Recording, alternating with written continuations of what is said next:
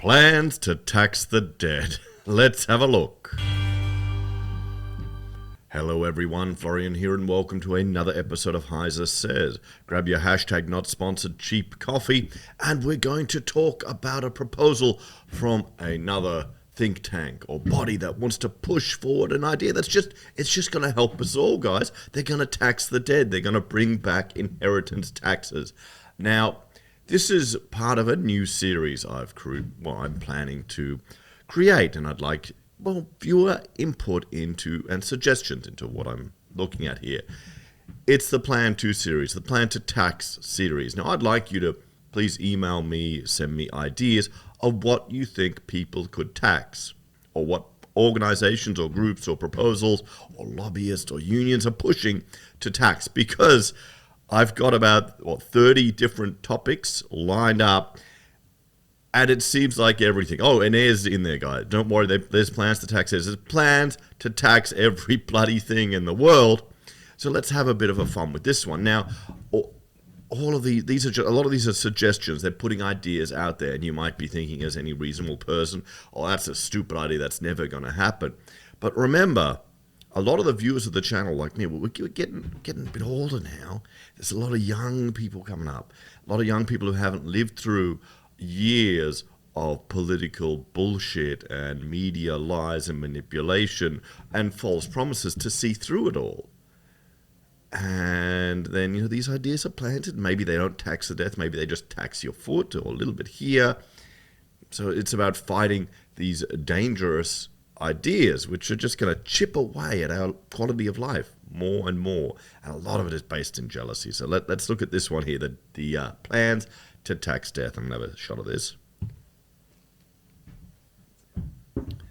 Okay, now this is an article from 9 News.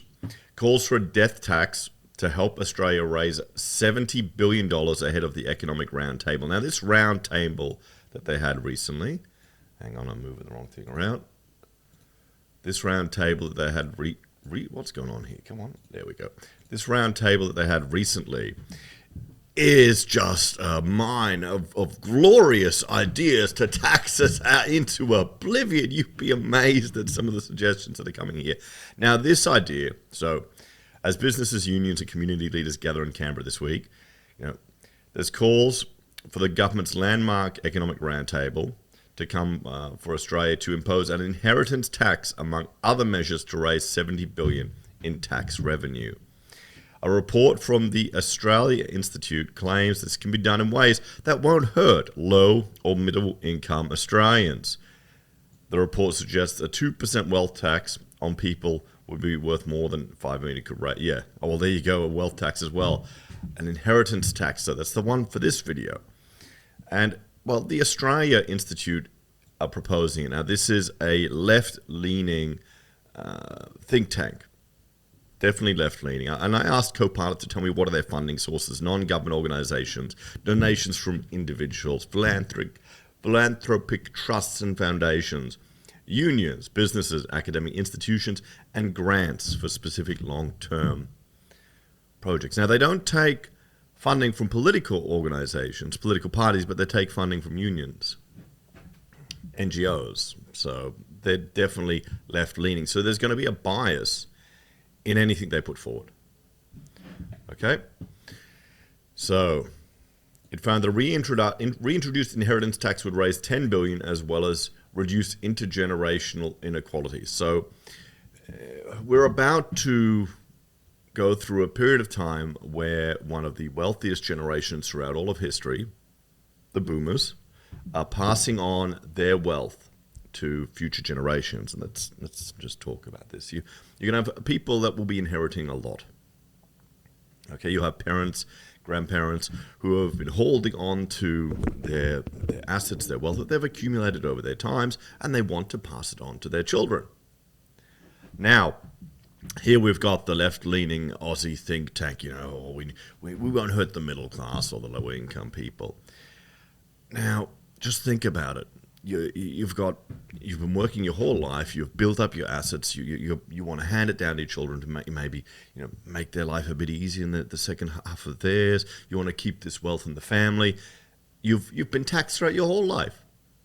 Every paycheck, they take a bit out of you. Every time you fill up the car, they take a bit out of you. Every time you have a cigarette or you go for a beer, they take a bit out of you. You know, those naughty sin taxes, they can't have the plebs relaxing, can we? And then when you die and you want to pass it on to your children, they're going to take another slice of it. And I'd just remind people where this has happened, and we'll look at some examples where it's going on around the world. What happens is those with the means find ways to get around this tax. So rather than investing in more productive aspects of our economy, people find ways and devote energy to get around it. Now, I'd argue those more wealthy will find ways to do it as opposed to the middle and lower class.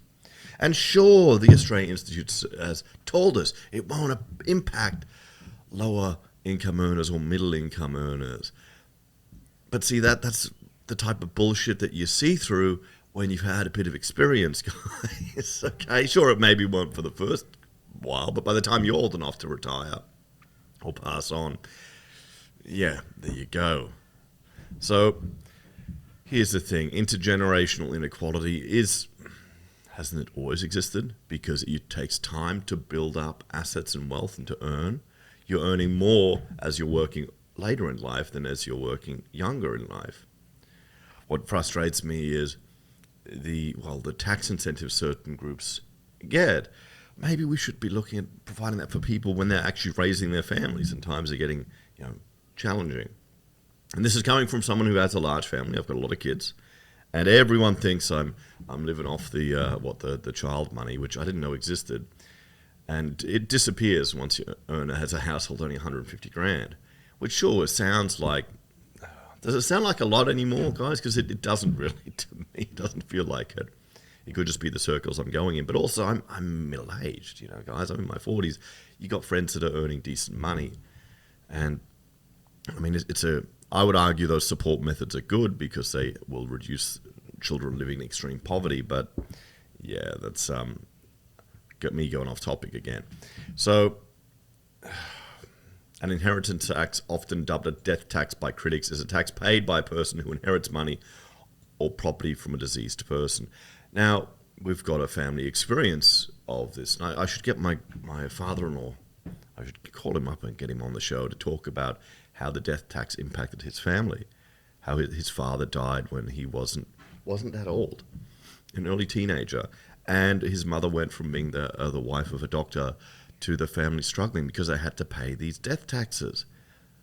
And they really pushed. There was a lot of groups that pushed to get rid of these death taxes here in Australia because we used to have them and they got rid of them. There was widows groups, women's groups were pushing for how unjust and unfair this is. Now, I'm sure they're going to say it's only for the rich, it's only for the wealthy, but it's going to, taxes trickle down. If you don't believe trickle-down economics, look at trickle-down taxation. They don't exist in Australia, though they previously did in state and federal form in the 60s and 70s, as I said. The report's third major suggestion was scrapping the capital gains discount. Oh, well, they've got another one there. So, here you go. And a wealth tax. Well, look at that one in another episode. But let's have a look at death taxes around the world, because we're not the only country that has it. A lot of other ones do. And I asked Copilot to make this little table for me so we could have a look at them. You've got Belgium, up to 80%. And inheritance tax rates vary by region. Flanders, Wallonia, Brussels, and relationship to the deceased. Direct descendants pay lower tax, while unrelated heirs can face up to 80%. 80%. Japan, up to 55%. Progressive tax rates apply both on the value of the inheritance. Spouses and children receive exemptions. Oh, isn't that nice? And foreign assets may be taxed if the heir is a resident. South Korea, up to 50%. This shows you how bad it can get, everyone. It shows you how bad it can get. Imagine 50%. Oh, and they're proposing this now. So you've got a generation that, my generation, we've had to pay for university. Previous generations didn't. We've had a big chunk of our money locked away in superannuation forced savings because we're too stupid to manage our own money. Housing has gotten more and more expensive ever since 2026 or 2020, pretty much. from now, 2020 to now, migration rates are four times the peacetime average in the last century. So we're competing with that. Land isn't miraculously appearing out of nowhere, so the supply and demand for housing is shooting up prices. You've got onerous construction requirements, energy efficiency requirements, and other requirements just every year adding more and more onto the cost of building homes. And then they're going to, take the wealth that your parents or grandparents built up. So fantastic, guys. Oh boy. There you go. They're going to get you all the way through. But it's for your own good. Don't worry. It's not for you. It's only for the rich ones, eh? Inheritance tax applies to worldwide assets for residents. Exemption exists for family members, but rates are among the highest globally. Germany up to 50%. On the heir's relationship and the value of the asset, spouses and children benefit from large exemptions, while distant relatives pay higher rates. France up to 60%. Based on the relationship to the deceased, children and spouses have lower rates and exemptions, while unrelated heirs pay up to 60%. 60%. United Kingdom, 40%. Applies above £325,000. Transfers to spouse or civil partners are expenses. Charitable donations can reduce the tax rate. Oh, there you go. So what if you've got a property in the UK or a farm you want to pass down to your kids? It doesn't say anything about children, does it? Oh, well, don't worry. I'm sure the people there, you'll have to sell the farm to the big megacorps.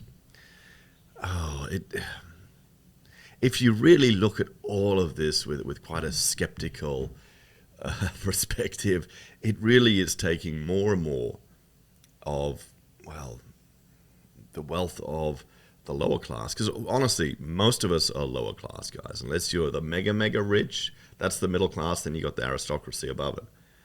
They're siphoning it all off bit by bit and putting it in the hands of megacorps.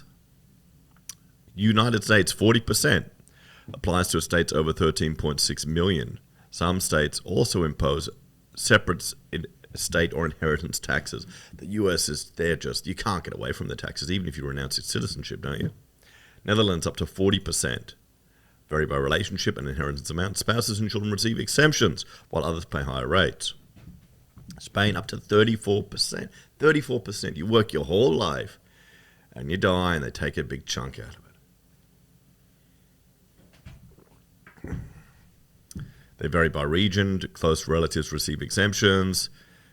Rates depend on the value of the estate.